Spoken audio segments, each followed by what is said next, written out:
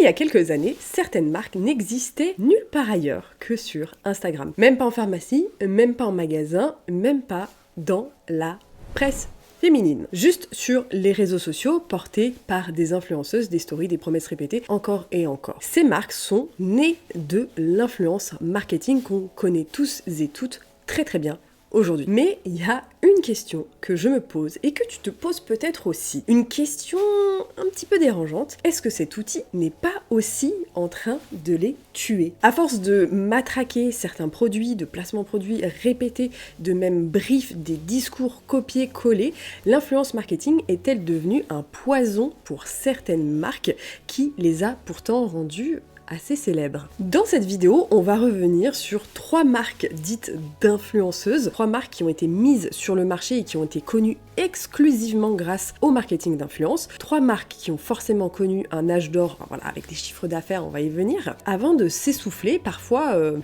petit peu du jour au lendemain. Aujourd'hui, toi et moi, on va essayer de comprendre si l'influence marketing, utilisé sans limite, finit toujours par se retourner contre les marques qui en abusent. Moi, c'est la petite Gabi et aujourd'hui, ça fait 10 ans que je te fais des vidéos sur YouTube pour analyser les compositions, les stratégies des marques et te permettre de mieux consommer au fur et à mesure. Donc n'hésite pas à t'abonner pour soutenir la chaîne, à mettre un petit like et également à booster la vidéo si tu le souhaites. Une marque dont j'ai déjà parlé sur cette chaîne pendant des années, Pin-Up Secret, a été partout. Déjà sur Snapchat, puis sur Instagram, dans toutes les stories Instagram, Snapchat d'ailleurs, des influenceuses de télé-réalité et visible de millions et millions de jeunes femmes à qui on promettait une peau transformée grâce à un savon au lait de chèvre. Pin-Up Secret, ça a été avant tout une marque pas née du placement produit, mais vraiment propulsée par le placement produit, puisque c'est une marque qui est créée depuis 2011, et elle est devenue, en quelques années finalement, un cas d'école du marketing d'influence à la française, entre guillemets, jusqu'à, en 2021, avoir un placement produit ultra symbolique avec Kendall Jenner. Hey guys, I have just been introduced to this French beauty brand. So first you have this 100% natural goat's milk soap. It is so nice. It helps people with skin problems like me and it benefits all skin types. It's really, really nice. Kendall Jenner qui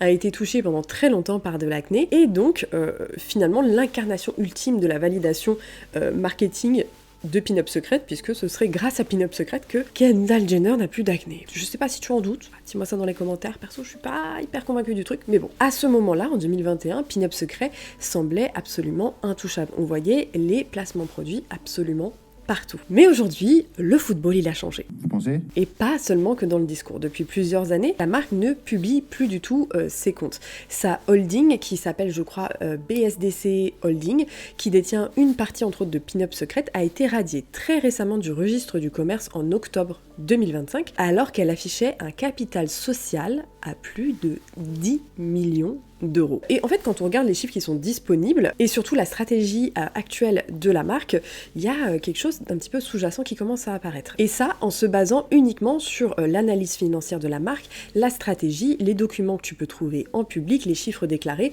et bien évidemment les observations de terrain. Sur le site de Pin-Up Secret, dans les mentions légales, on retrouve bien évidemment, c'est pas la marque Pin-Up Secret, c'est pas l'entreprise Pin-Up Secret, c'est l'entreprise BH Beauté. Et en gros, ça c'est lié à l'exploitation de la marque et de Pin-Up Secret, du terme Pin-Up Secret qui a été en fait déposé par BH Beauté. Et on remarque un chiffre d'affaires qui est passé d'environ 19 millions d'euros en 2021, c'est pour vous dire, à 17,8 millions d'euros en 2022. C'est donc finalement que ma vidéo que j'ai fait en 2019 n'a eu qu'un impact infime sur leur chiffre d'affaires et il y a eu un taux de croissance forcément négatif d'environ 6,5%. Quand on regarde pareil les marges brutes, elle est extrêmement élevée comme dans beaucoup de marques qui font de la cosmétique, mais on se rend compte que leur rentabilité finalement elle a chuté assez drastiquement. Et quand on regarde les bénéfices avant intérêt, impôts, dépréciation et amortissement, on remarque surtout qu'il a été divisé par 4 en moins d'un an. Donc le résultat net il passe de 1,6 million d'euros à tout juste 341 000 euros et la marge nette tombe sous les 2%. Donc ça veut quand même dire quelque chose d'assez particulier sur cette entreprise. Il n'y a pas eu un effondrement drastique, quoique quand même de passer de 1 million à 300 000 euros chiffre d'affaires, c'est quand même une baisse ultra conséquente, mais d'ailleurs c'est peut-être expliqué que la structure a entre autres eu des charges sociales beaucoup plus hautes parce qu'ils ont embauché une vingtaine de personnes alors que la valeur ajoutée et la capacité d'autofinancement chutent fortement. Pareil, on voit que la trésor elle fond, on est passé d'une trésorerie à 1,9 million d'euros à moins de 150 000 euros et les fonds de roulement ils deviennent négatifs. Et là, clairement, en 2022, on peut se poser la question, est-ce que c'est la fin de Pin-Up Secret? Et en fait, quand on regarde la stratégie de communication actuelle, ça devient hyper intéressant. Aujourd'hui, le compte Instagram de Pin-Up Secret n'est plus du tout alimenté par des grosses influenceuses. On ne voit quasiment plus de placement de produits. À moins que je me trompe, dis-moi ça dans les commentaires, mais moi j'en vois quasiment plus. Et en fait, on voit plus des visages ultra connus, bankable, on voit plus vraiment des campagnes de pub comme à l'époque de l'âge d'or, on va dire, de la télé-réalité. À la place, en fait, on remarque plutôt une stratégie basée sur l'UGC.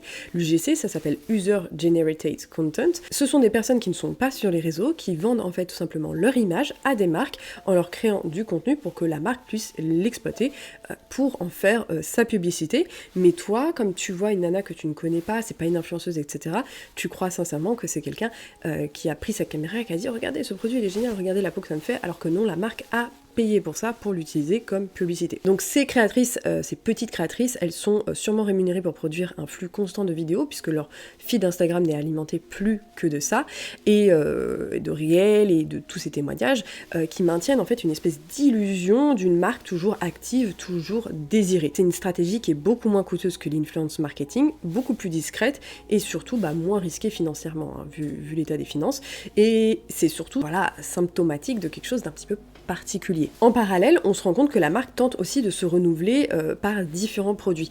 Il y a des nouvelles gammes qui apparaissent, notamment une gamme capillaire soutenue par une publicité avec une égérie, en tout cas un ambassadeur mis en avant comme expert, avec une tentative classique de repositionnement un peu plus haut de gamme avec ce bleu qui fait penser au bleu d'Augustinus Bader, n'hésitez pas à voir ma vidéo d'ailleurs sur Dua Lipa, et qui vise aussi à se sortir du carcan du savon au lait de chèvre que quelqu'un a peut-être déjà testé, déjà entendu parler, mais pour aussi élargir la possibilité d'acquérir de nouveaux clients par d'autres gammes. Et quand on regarde en tout cas les compositions de près de la gamme haircare, le discours du naturel qui a été beaucoup sollicité par la marque Pin-Up Secret, ça tient pas vraiment parce qu'on retrouve entre autres des silicones dans les sérums et quand on regarde un petit peu la formule globale de tous les produits, les listing key, moi ce qui me perturbe c'est que ça ressemble davantage à un produit de grande distribution comme un produit L'Oréal que une marque de haircare positionnée dans le soin naturel. Et quand je parle de L'Oréal, je parle pas de Kérastase, je parle vraiment de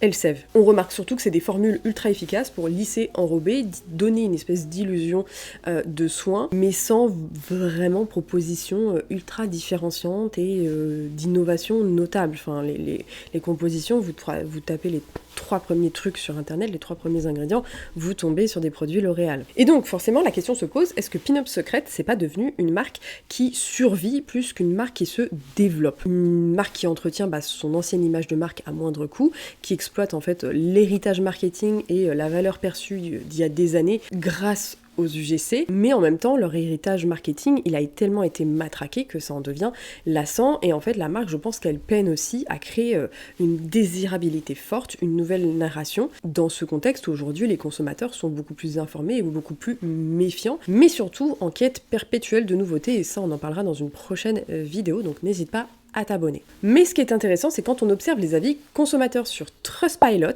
la marque semble relativement réactive quand il y a des retours négatifs. On voit régulièrement des réponses publiques de la marque, des propositions bien évidemment de solutions, de dédommagement lorsque les clients ne sont pas satisfaits. Du coup, ça permet aussi de maintenir un niveau de confiance et beaucoup d'utilisateurs sur Trustpilot affirment être globalement satisfaits de façon très récente, donc en 2025, sur les produits qu'ils utilisent. Il est clair que Pin-Up Secret a dominé une époque, celle du placement produit massif non déclaré par les influenceurs de télé-réalité et d'un storytelling ultra simple et une promesse rapide d'une peau éclatante grâce à du lait de chèvre.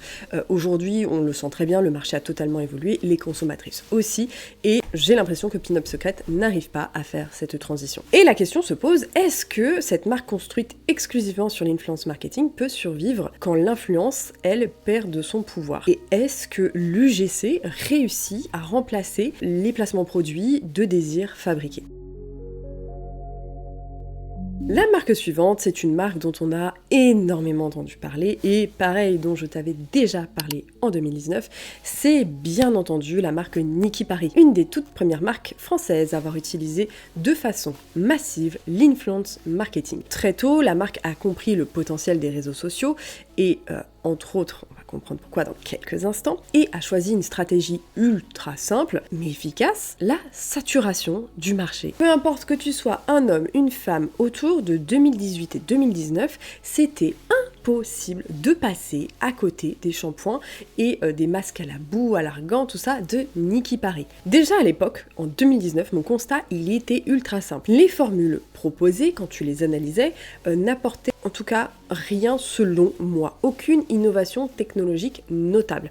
On était sur des compositions qui ressemblaient davantage à des formules vieilles d'il y a plus de 10 ans, sans aucune avancée scientifique particulière, alors que la marque proposait finalement un positionnement prix assez premium. Bon, bien entendu, après, t'avais des codes promo, etc. Donc t'avais ce fameux marketing d'urgence. Bref, mes vieilles vidéos sont là pour ça. Mais malgré les critiques que j'ai fait, le marketing d'influence sur cette marque a continué et même ça pendant hyper longtemps. Des créateurs de contenu ont expliqué avoir été payés jusqu'à 2000 € par mois pour promouvoir à plusieurs reprises les shampoings Niki Paris sur différents réseaux sociaux. Vous imaginez 2000 € par mois net juste pour parler quelquefois des produits Niki Paris. Et c'était des comptes qui avaient parfois moins de 30 000 abonnés. Vous vous rendez compte? On se rend compte que le modèle de publicité était basé en fait, si vous voulez, sur le volume, multiplier les visages, multiplier les publications, marteler encore et toujours le même message. Mais à force de ce matraquage, l'influence marketing a encore une fois fini par se retourner contre la marque. D'abord des bad buzz assez médiatisés comme le fameux postiste de jazz qui aurait retrouvé toute sa splendeur après l'utilisation des produits Niki Paris. Cette marque, on va dire, j'ai eu un coup de foudre, c'est la vérité,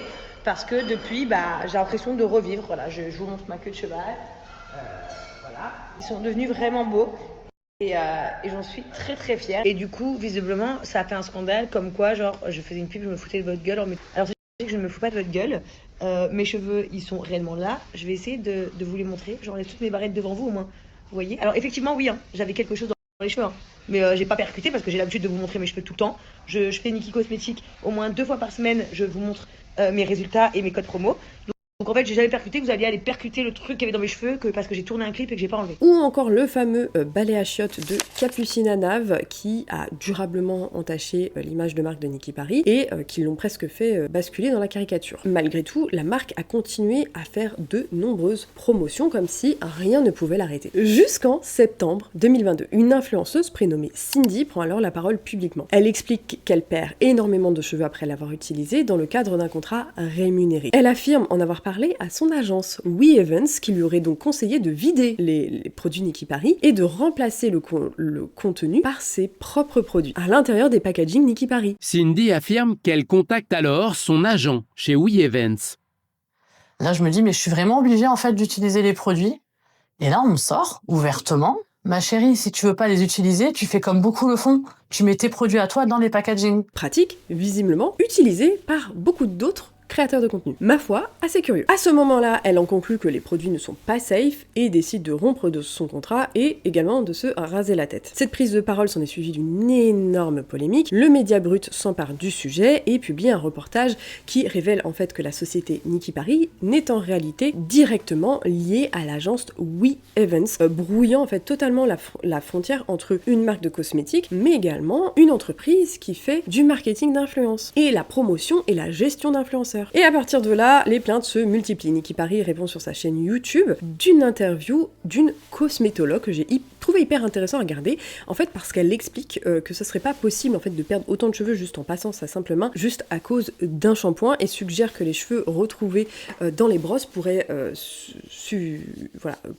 en fait, si tu veux, provenir de plusieurs démêlages successifs, de plusieurs wash days, et donc qui à la fin fait beaucoup de cheveux. En soi, je suis assez d'accord avec la cosmétologue, mais quand on connaît sa perte de cheveux habituelle, je sais que par exemple cette perte de cheveux elle est tout sauf normale et cette perte de cheveux elle est extrêmement faible pour un wash day alors que je ne me suis pas démêlé les cheveux depuis 7 jours. Et ce qui est intéressant, c'est que la marque du coup propose aux personnes concernées par cette chute de cheveux de consulter un dermatologue, proposition qui, selon la marque, n'aurait été acceptée que par une seule personne, du coup contredisant l'argumentaire que Nicki Paris ferait tomber les cheveux. Donc s'ils ne sont pas capables d'aller voir un dermatologue, c'est peut-être que c'est eux qui le mentent. Mais le problème, c'est pas simplement une opinion d'une cosmétologue. Le problème, c'est que la DGCCRF s'en est mêlée et elle est intervenue et elle a mis surtout en évidence des taux trop élevés et surtout non autorisés en France des méthyliso et méthylchlorothiazolinone dans certains produits. À partir de ce moment-là, on est carrément dans un enjeu réglementaire, ce qui est ultra compliqué. D'ailleurs, le gérant de We Events s'est défendu comme quoi c'était un problème de fournisseur. Sauf que depuis, en fait, la marque, je crois qu'elle s'est jamais relevée de tout ça, de toutes ces polémiques successives. L'image de marque, de toute façon, elle a été ultra dégradée, la confiance totalement rompue, et le modèle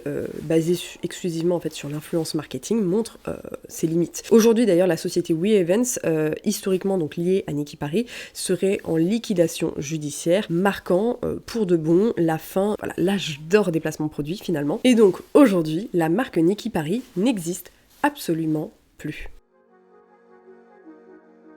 C'est la marque qui a fait connaître ma chaîne YouTube, parce que oui, en 2016, ma première vidéo qui a énormément buzzé, faisant à l'époque je crois plus de 200 000 vues, n'était autre que la vidéo à propos de la marque Hello Body. Hello Body, marque emblématique de l'influence marketing. Tout comme Nicki Paris, Pin-Up Secret, c'est une marque qui est née des réseaux sociaux, connue à son pic, à son âge d'or en 2016. À l'époque, Hello Body vendait, je sais pas si tu te souviens, un produit devenu culte grâce à Instagram, un gommage aux marques de café vendu à plus de 40 € le pot, bien entendu avec une stratégie de baisse de prix, avec des codes promo, etc. qui donnent jusqu'à 50%. Bon, à ce moment-là, bien entendu, j'ai pris la parole pour analyser ce produit et mon constat était assez simple. Le marc de café, c'est un déchet de ta cafetière et c'est un ingrédient que tu peux récupérer totalement gratuitement chez toi, bon, à condition de te faire une tasse de café de temps en temps. Et vendre un gommage au marc de café et au sucre avec de l'huile sans innovation particulière, excuse-moi, ça reposait principalement sur un storytelling, voilà, complètement... Et surtout une désirabilité accrue créée par les influenceuses. Tout ça, ça a hyper bien fonctionné. Hello Body, en fait, elle a su capter l'air du temps, surfer sur l'esthétique Instagram, des codes du naturel, du simple, fait avec des ingrédients bruts, époque à laquelle Aromazone était exactement dans ce même schéma et a commencé à être ultra connue, ultra appréciée. Mais surtout, Hello Body était une marque martelée sur les réseaux sociaux. Influenceuse, lifestyle, beauté, pas sponsorisée à répétition, ils étaient absolument partout, à un point où ça devenait limite trop. Je me souviens d'ailleurs d'un bad buzz avec Enjoy Phoenix qui avait été à l'époque dans les plantations d'aloe vera, je crois au Mexique. Ça avait fait un bad buzz parce qu'en fait on n'en pouvait plus déjà à l'époque de Hello Body. Je crois que ça datait de 2019. Mais la marque ne s'est pas arrêtée là. Elle a quand même su évoluer avec des tendances. En 2018-2019, elle capitalise à fond donc sur un autre ingrédient star, bien entendu ce fameux gel d'aloe vera. Un ingrédient connu, reconnu, extrêmement bankable dans un contexte où le naturel, le DIY séduisent de plus en plus de personnes. Le matraquage continue à un tel point que en 2019, Hello Body est racheté par le groupe Henkel. L'objectif en fait, il est de diversifier l'offre D2C, c'est-à-dire direct to consumer, un modèle en fait où la marque vend directement aux consommateurs sans passer par des circuits traditionnels comme la grande distribution ou d'autres magasins. Mais Henkel ne rachète pas que Hello Body, il rachète tout un écosystème de marques nées de l'influence marketing. Et je ne sais pas si tu te souviens de Banana Beauty, positionné sur un maquillage dans le secteur du maquillage vegan, pas naturel au passage, mais vegan, et Mermaid Plus Me, orienté vraiment capillaire pour avoir la chevelure d'une sirène, n'est-ce pas? À L3, ces marques auraient généré environ 100 millions d'euros de chiffre d'affaires en 2019, preuve que le modèle était à son apogée à l'époque et était plus que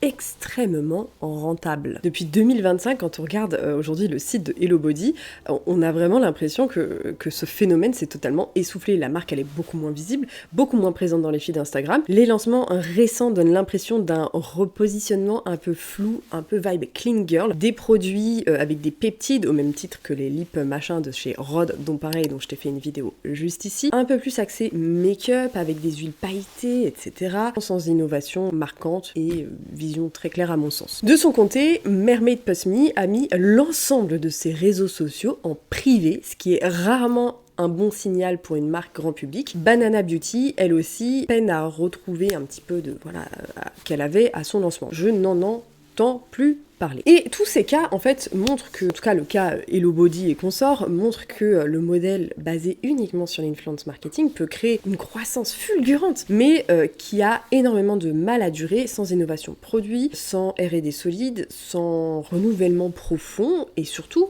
sans proposition de valeur. Aujourd'hui, on a vraiment l'impression que Hello Body semble plus survivre que de se réinventer ou que sais-je. La marque vit sur son héritage, il y a une notoriété qui a été construite il y a quelques années, il y a 10 ans maintenant en fait, mais sans créer des nouveaux produits intéressants, capables de recréer un désir fort, et pourtant c'est pas si compliqué que ça aujourd'hui quand on analyse le marché. Et très honnêtement, je pense que si rien ne change chez Hello Body, le risque de faire comme Nikki Paris est assez élevé et de tomber progressivement dans l'oubli. D'ailleurs, quand on se penche un petit peu sur TripAdvisor, quand on regarde les avis sur Hello Body, en 2025, il y a de nombreux clients mécontents qui expliquent ne plus recevoir leurs commandes, dénonçant un service client jugé peu ou pas réactif. Et ce qui frappe, c'est que c'est pas un avis isolé, mais une répétition de témoignages similaires sur une même période, y compris de la part des clients qui se disent pourtant fidèles et qui affirment ne plus vouloir recommander. À l'inverse, les derniers avis clairement plus positifs remontent surtout à mai 2025 et aux années 2023. On sait très bien qu'un client satisfait, c'est un client qui ne parle pas beaucoup. Les clients mécontents sont beaucoup plus vocaux. Mais ce qui me perturbe, c'est que la marque, on a l'impression qu'elle semble multiplier les promotions, ce qui peut donner en fait une impression de tentative d'écoulement des stocks plutôt qu'une vraie dynamique de relance et pour ainsi fermer la marque. Quand on regarde les commentaires de Mermaid Plus Me, ça pue. Sincèrement, ça sent pas bon du tout. Et quand on prend un petit peu de recul, il y a ce même constat qui s'impose à tout le monde. Aujourd'hui, en fait, on se demande si les marques qui sont nées quasiment exclusivement de l'influence marketing, on a l'impression que ce sont des marques qui ne seront jamais pérennes, ou alors uniquement que sur 5, 6, allez, 10 ans max. Avec toutes les marques que je viens de te citer, on a vu le schéma se répéter encore et encore. Mais ça, pas seulement dans la beauté, On l'a vu avec les thés minceurs, les marques de substituts de repas, je vous rappelle Natural Mojo, SoShape, les gummies Miracle, ou encore Morphe, qui étaient les pionniers du marketing d'influence aux États-Unis, notamment grâce à Jaclyn Hill. Et en fait, à chaque fois, quand on regarde, la mécanique est totalement la même. Il y a un matraquage médiatique massif qui conduit à une explosion de visibilité. Alors c'est bien, c'est simple, ça fonctionne, mais progressivement, il y a un essoufflement, il y a une lassitude globale des consommateurs et surtout une perte de confiance. Et aujourd'hui, très honnêtement, j'ai du mal à te citer une marque qui se serait construite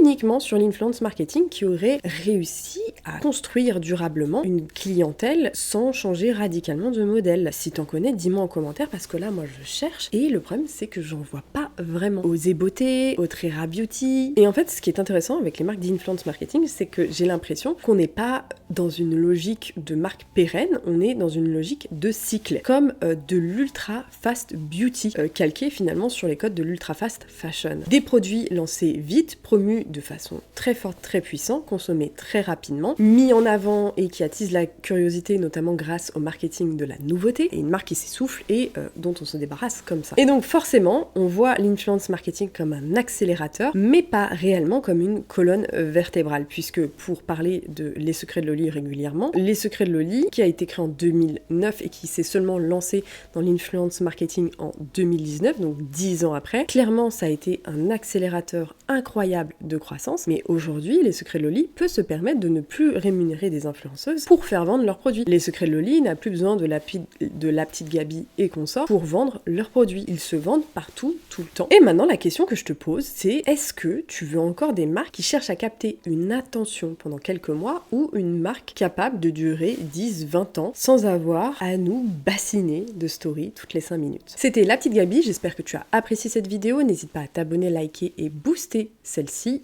pour favoriser l'engagement sur l'algorithme YouTube. Et moi, je te souhaite de très belles fêtes et je te dis à très bientôt dans une prochaine vidéo.